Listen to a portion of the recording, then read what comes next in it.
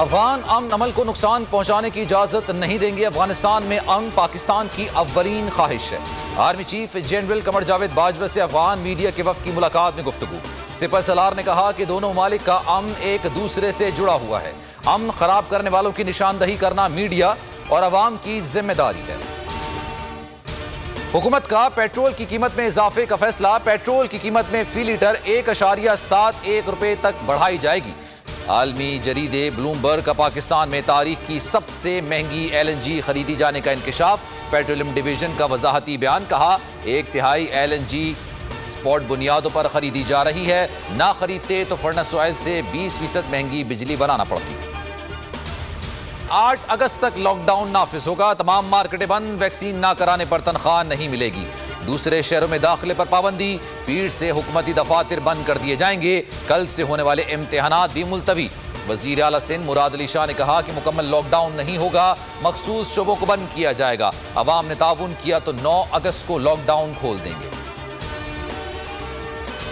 कोई सूबा इनफरादी फैसला नहीं ले सकता। सिंध हुकूमत के फैसले का बगौर जायजा ले रहे हैं। आम आदमी को मुतासर करने वाले हर इकदाम के खिलाफ होंगे। वफाकी वजीर फवाद चौधरी का बयान। कराची के ताजरों ने लॉकडाउन के फैसले को रद्द कर दिया। रहनुमा कराची ताजर इत्तेहाद अतीक मीर कहते हैं कल इजलास में फैसला किया जाएगा। शर्जील गोपलानी कहते हैं गुज़िश्ता रोज किए गए वादे पूरे नहीं किए गए। सिंध हुकूमत ताजर दुश्मनी पर उतर आई है। कराची की मईशत तबाह कर दी। मुल्क में कोरोना की चौथी मुंह जोर लहर। 2 माह बाद सबसे ज्यादा अमवात। मजीद 86 अफराद जान से गए। 4537 नए केसेस सामने आ गए। मुल्क में केसेस की शरह 7.79। कराची में 24.8% रिपोर्ट हुई। पंजाब में कैलिफोर्निया वायरस के केसेस सामने आने का इंकशाफ। मुल्क भर में शहरियों ने वैक्सीनेशन के लिए कमर कस ली। कराची के एक्सपो सेंटर पर अवाम की बड़ी तादाद पहुंच गई। चलाया गया इलेक्शन में हुई धांधली बेनकाब करेंगे। हुकूमत को खुलकर खेलने का मौका नहीं देंगे। बिलावल का 2 टोक ऐलान। कहा विफाक हुकूमत ने इलेक्शन कमीशन के अहकामात को नजरअंदाज किया। अपोजिशन जमातों के साथ मिलकर हुकूमत को टफ टाइम देने की कोशिश करेंगे। कश्मीर के अवाम की आवाज बनेंगे।